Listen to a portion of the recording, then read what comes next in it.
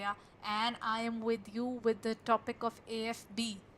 Happy Vijayadashmi or Happy Dashera to everyone. Today I'll be talking about the topic of AFB, and I'm going to cover another set of questions for this examination. Okay, so if you haven't downloaded our app yet, then this is the perfect time. You should download the app because there you get all the information at the same time. You also can look forward to our courses on our app in an easier way because it gives you the access in your phone to look forward towards the classes, right? Next, in terms of our organization, when we talk about it, if you're looking forward to our videos on the regular basis, then don't forget to subscribe to our channel and click on the bell icon so that you get the notifications in time regarding everything that we are coming up with. As just I said, we are coming up with something. We are just starting with our batches. We have started with our batches for the English as well as bilingual batch. The batches have started on September 12th as on September 5th for the complete selection batches. Along with this, now we are coming up with 3000 case studies, MCQs and PYQ batch. This batch is just about to start from October 10. That would be from 7 a.m. to 10 p.m. So do not leave this opportunity of looking forward towards the exam-based questions, which would include all MCQs, PYQs plus the case studies. So this is for the English medium batch. If anybody is looking forward towards the bilingual batch, then that would be there in terms of the batch that would be starting from October 3rd only. So it has already started, and the other batch will be starting. English medium batch is starting from 10th of October. So you can look forward to the batch as per your requirements. Right? And on the eve of Vijayadashmi or the Shera, we are coming up with our ultimate sale. On the eve of the Shera, we are providing you a grand discount. There's a flat 80% off for you. If you're looking forward to this examination and you're looking forward to a good discount, then what you can do is you can avail the discount. You can get 80% off and plus double validity on JAIIB CAIIB Mahapacks as well. All you have to do is you can use the code Y541 and get the discount of 80%. So this is just on the eve of Vijayadashmi. So go ahead and avail this limited period offer. Okay, so let's begin with the class today. The first question is about the accounting principles. It says that the accounting principles are generally based on. So when we talk about the accounting principles are generally based on practicability. Is it based upon subjectivity? Is it based upon convenience, or all of the above? When we talk about the accounting principles, they are never based upon the conveniences. They are always based upon the practicability, whether the things are practical to us or not, because subjectivity or convenience can definitely mold these things. These are more or less compulsions which were created, and they are quite rigid currently. So that means accounting principles are based upon whether they can be applicable in a proper way. That means whether they are practical or not. The favorable balance of the profit and loss account should be added in the liabilities, subtracted from the current assets, subtracted from the liabilities, or added in the capital. The point says the favorable balance of the profit and loss account. That means in terms of the favorable balance, what do we call it? Favorable balance as per the profit and loss account. That means it is a credit balance. That means we have a profit. If we have a profit, we will add the profit in the capital account. So the profit is added. Right? So this would be the answer. The correct answer for this question would be wherever you find capital plus profit. That means it would be added in the capital, because the profit that we achieve or we get or we earn, that would be added in the area of the capital, because it increases our capital further now. So the correct answer would be, it would be added to the capital. Third point says an asset must be dash by the business to be shown as an asset in its balance sheet. So now this thing can also affect our depreciation as well. It should be possessed, it should be owned, it should be controlled or used. A very concept based question. Ideally, there is no far cry that we need to look forward to. It should be possessed by us or it should be owned by us, because sometimes we use assets which are taken from someone else. So when we have these kind of things going on, it should be ultimately controlled by us. So we should be using it. If we put to use, then we use the term depreciation from the day when we put it to use, right? So that is there. If we are not putting it to use and a good amount of time has passed, then we have to reduce the value and we can use the AS for impairment of assets. For the permanent decline, because we couldn't put it in time, so technically the market value has declined a lot, that is impairment of assets. If we talk about its day-to-day usage, wear and tear and technological obsolescence, then it starts from the day you put it to use till the day you discard it. So that is depreciation. So all these things are again linked with the area. It should be controlled by us first. The next question says the equation part of the transaction analysis model is owner's equity is equal to contributed capital plus retained earnings. Retained earnings is net income minus dividend, or net income is equal to income minus expense, or all of the above.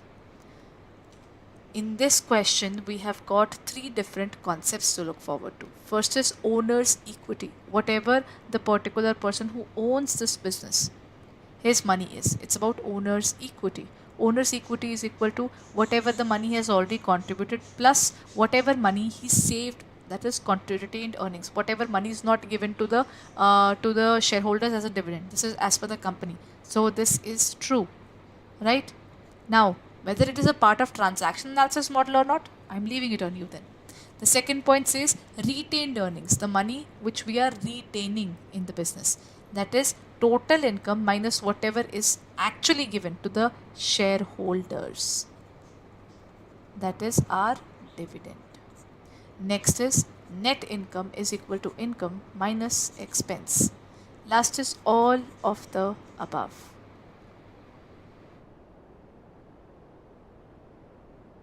The correct answer to this question is all of the above are correct, because net income is basically income minus expense, or this is basically revenue minus expense gives us profit. So these all three equations are absolutely correct.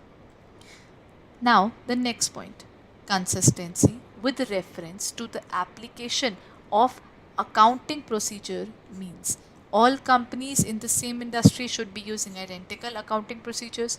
Income and assets have not been overstated.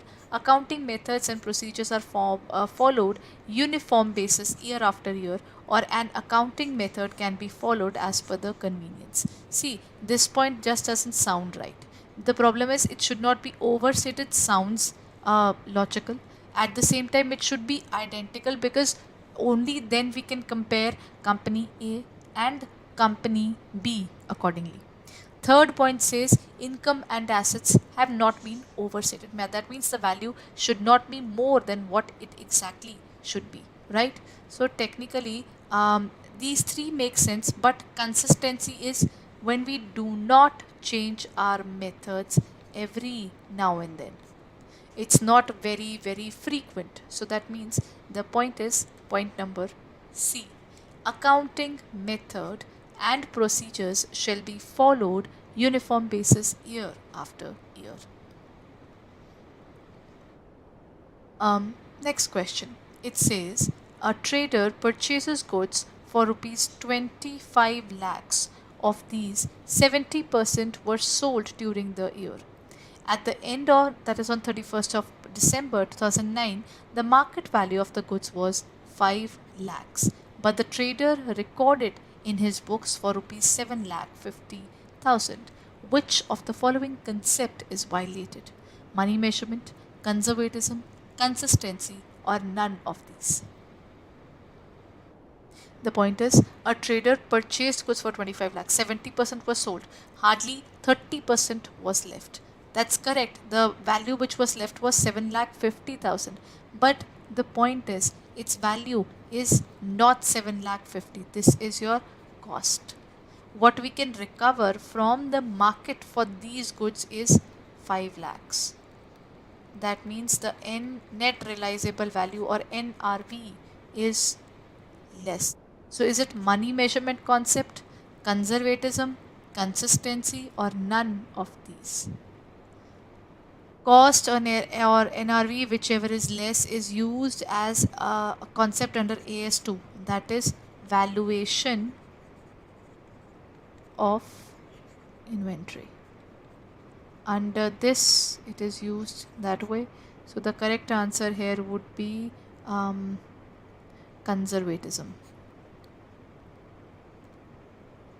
That is, if something's value is less in the market, so how can we record it at the original cost? Because now we will not get the 7,50,000, we'll get hardly 5 lakhs. So technically we should note those 5 lakhs only. Next point, which account will be debited in case the life insurance premium is paid by the proprietor from business cash, drawings, capital, insurance, or cash?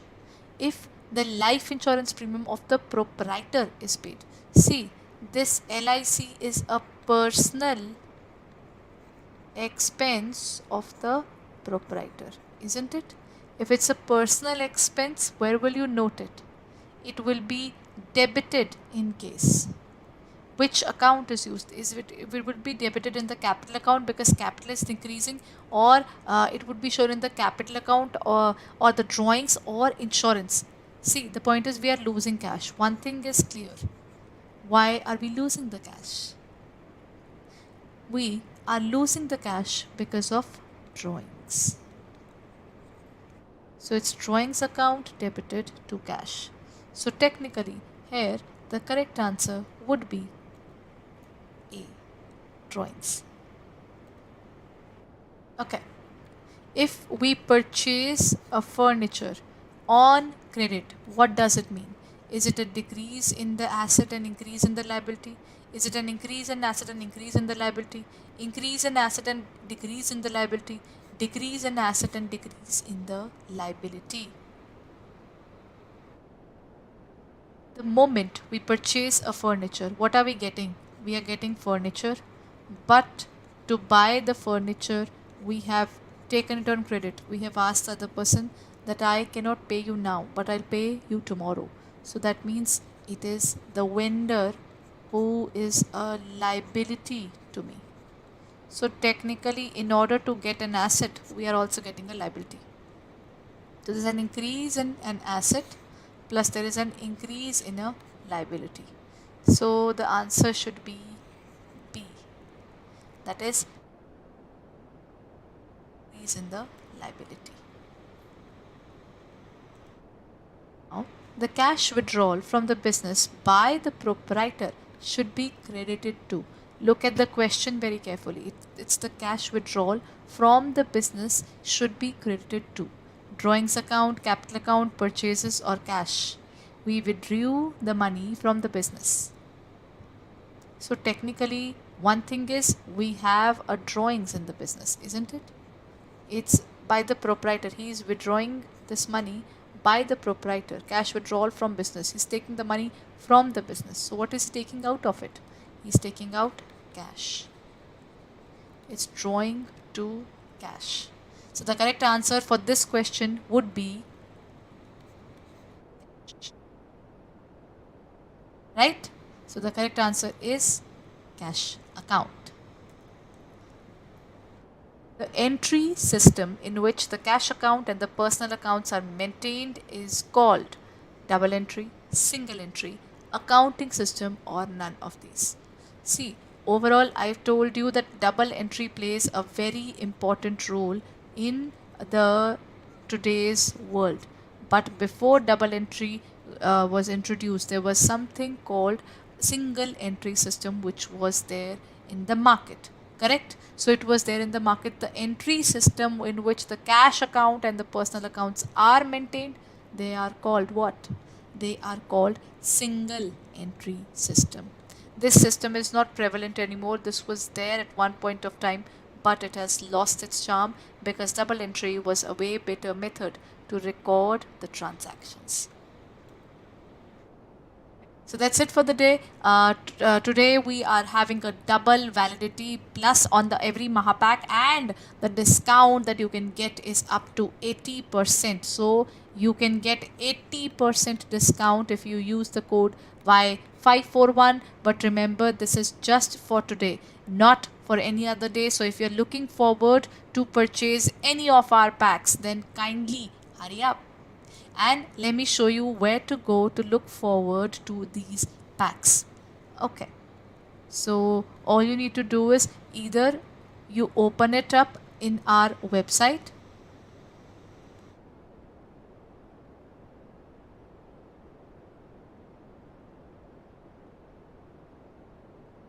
you can open it up on our website, or you can open it up in our app. So anything would suit that is required. So all you need to do is you need to go to our website at Adda 24/7. You have to go on adda247.com, and there you will find all the details.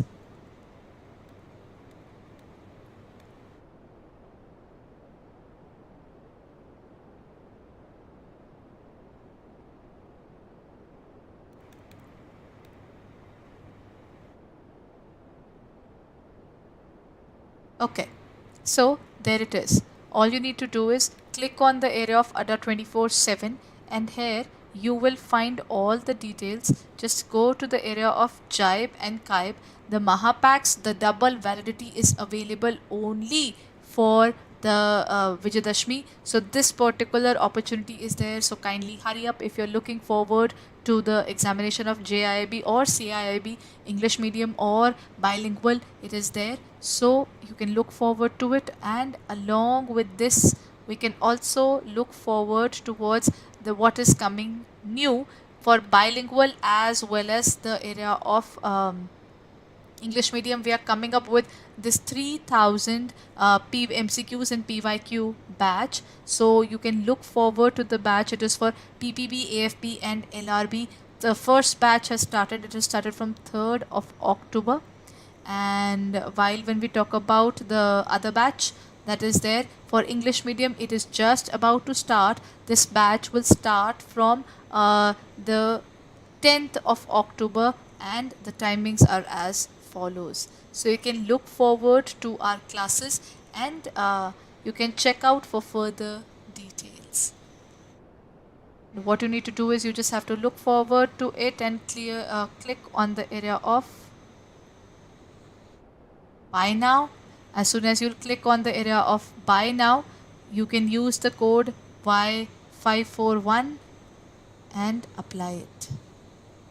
There you will get a discount of 80%, and you can use the code Y541 and you'll have to pay 3199.80 for the 3000 plus MCQ area. So if you're looking forward to it, then kindly go ahead and check it out on our website.